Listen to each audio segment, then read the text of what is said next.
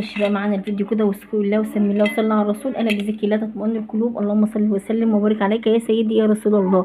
كل سنه وانتم طيبين. ما ينفعش رمضان من غير الصينيه الحلوه ديت. شايفين الجلاش معانا؟ جلاش بالكسر كده والكنافه ما شاء الله كده. يلا جربي الفيديو دوت عشان لو ما جربتهاش فايتك كتير. يا مساء الخير ومساء النور ومساء الياسمين. ازيكم عاملين ايه؟ يا رب تكونوا بخير. النهارده بقى هنعمل كده، كان معانا لفه جلاش كده محتارين نعمل فيها النهارده، فقلنا نعمل بيها ايه؟ جلاش بالكسر. تابعي بقى معانا كده الفيديو واذكروا الله وسمي الله وصلى على الرسول. انا بالذكر لا تطمئن القلوب. اول حاجه كده هنعملها عشان تبقى جاهزه معانا الشربات بتاعنا، عشان الجلاش الشربات بتاعه لازم يكون بارد. هحط كوبايتين سكر او كوبايه ونص سكر. هحط كوبايه ونص سكر وعليهم 3 كوبايات من الميه. ادي واحد، حطيت كوبايه ونص سكر ونزلت عليهم ب3 كوبايات من الميه. هدوهم بقى كده تقليبه كويسه واحطهم على النار، وبعد ما يجوا يستووا هعصر عليهم ليمونه وشويه فانيليا واطفي عليهم على طول. خدي يا انجي حطها على النار. تاني حاجه بقى معانا كده، كان معايا حوالي 2 كيلو من الحليب، يعني 4 كوبايات من الحليب. هنزل عليهم بقى ب3 معالق من السكر او 4 على حسب بقى الرغبه اللي معانا. ثواني كده. نزلت عليهم كده ب4 معالق من السكر، وهنزل عليهم ب4 معالق من الكاستر. كل الحاجات دي كده لازم اقلبها على البارد الاول. ادي كده 4 معالق اهمت من الكاستر. اقلبهم بقى الاول كده على البارد واروح احطهم على النار وارجع لكم تاني. هنا بقى هلم طبعا الميه بتاعتي بقى المها والسكر والحاجات ديت بقى ايه، اشيلها كده علشان نشوف هنعمل ايه تاني. ودون السمنه بقى اللي كانت معايا مظبطينها، ودي الفانيليا اللي هنضيفها على الشربات بتاعنا بعد ما يخلص. الم بقى الحاجات دي وتعالوا نشوف الخطوه الجايه. واهم حاجه طبعا حطيت الكسر على النار مع التقليب المستمر. هنا بقى خلاص كان الكسر اللي معايا استوى على النار، طبعا كان مع التقليب المستمر اهوت كده. خلاص بقى هسيبه بقى كده بس لحد ما البخار ده يطلع كده شويه، وامسكه بقى كده اغطي وشه باي مشمعه كده معايا او كيسه كده عشان وشه طبعا ايه ما ينشفش معانا، وامسكه كده اركنه على جنب لوحده. تاني حاجه بقى معانا لفه الجلاش اللي ويانا ديت، افتحها بس كده الاول. خلاص بقى هنا كنت جبت الصبايه بتاعي كده ايه، ابدا كده ادهنه باي ماده دهنيه بقى معايا بمعلقتين سمنه كده. الفرشه بتاعتي ضايعه بقى معلش ايه مانيش لاقياها، مش عارفه اشتغل خالص من غيرها. ان شاء الله اجيب واحده تانيه.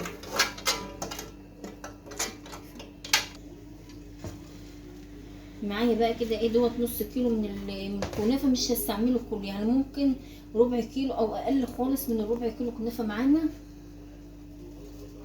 همسك بس كده الارضيه دي ادهنها، يعني ايه ابطنها بالكنافه الاول.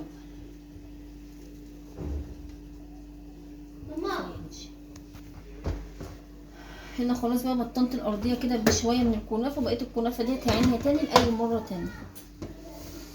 همسك بقى الجلاش اللي معايا دوت، ورق الجلاش ده. لو الجلاش طبعا كبير على الصاج اللي انت بتعملي فيه، بتقلبي الصاج كده عليه وتقصيه كده على قد الطبقه اللي انت الحاجه اللي هتعملي فيها. همسكه بقى كده الاول كده ورقه ورقه،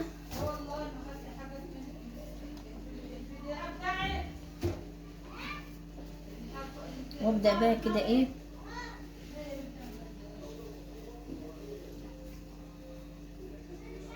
طبعا هنعمل كل اللي معانا بنفس الكميه كده،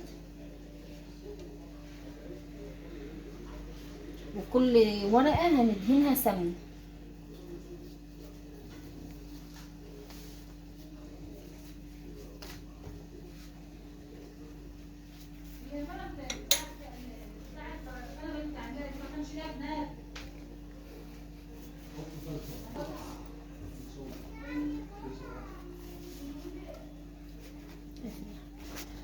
وكل طبقه بقى كده ندهنها بشويه سمنه، وهكذا بقى لحد ما نوصل لنص كميه الجلاش اللي معانا، ونحط الكاستر في النص. انا هعمل بقى كل الكميه اللي معايا كده بنفس الطريقه. هفرد ورقه ورقه وادهنها كده بالسمنه.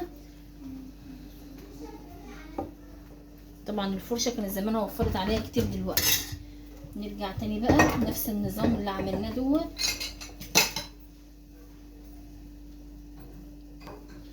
ادي كمان ورقه اهي، ابدا افرد كده واخلي لها حافيه كده من فوق، اعمل لها سور يعني زي سور كده من فوق. ثواني الورق ملزق في بعضه جامد، وهكذا. يلا ادهن برضو كده، حطيت الطبقه التانية اروح دهناها.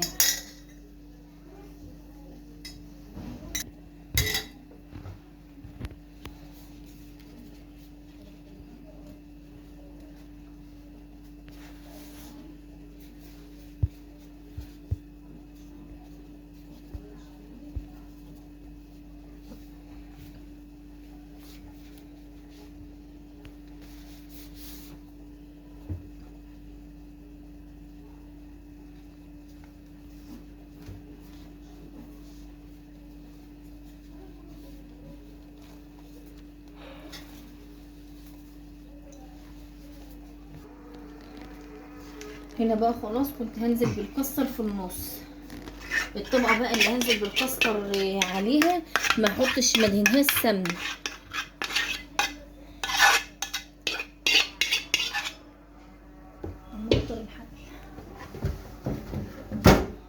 نزلنا بقى بالكاستر الطبقه اللي تحته كده على طول، ما حطيناش فيها اي ماده دهنيه خالص. بس كده بقى وزعه كويس.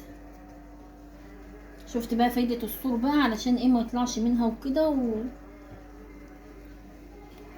وزعيه بقى كويس جدا وسيبيه لحد ما يبرد شويه. خلاص كده.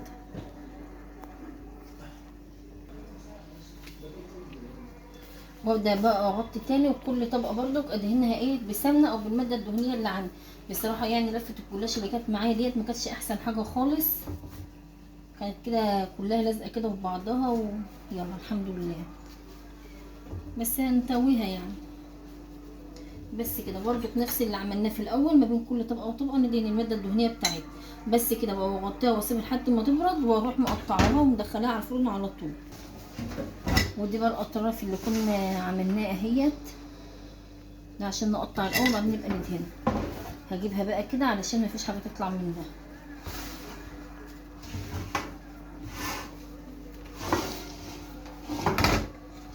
يلا بقى لسه ما جربتهاش ومش شجعي، يلا وجربيها. اقطعها وادخلها الفرن على درجه حراره متوسطه، وارجع لكم بعد ما اخلص.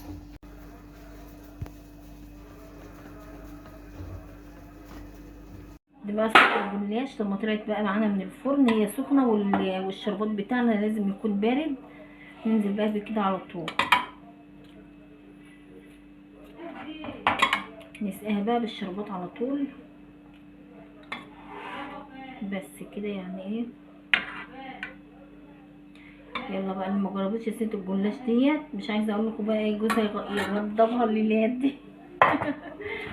ما شاء الله كده.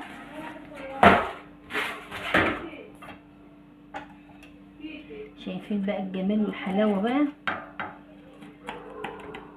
الجلاش عن نفسه يعني كده ايه بيتكلم كده لوحده. سايح بقى كده ونايح ولسه طالع بقى من الفرن كده ما شاء الله كده. شايفين ما شاء الله كده. شاء اللهم صل على النبي كده. كل سنه وانتم طيبين بقى ورمضان كريم. ولو وصلتوا معانا لحد هنا ما تنسوش باللايك والاشتراك في القناه.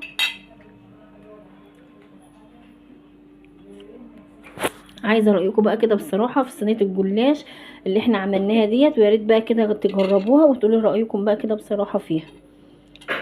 بصراحه تحفه، اول مره اعملها بس ما شاء الله عليها. الاضاءه ظلمها والله.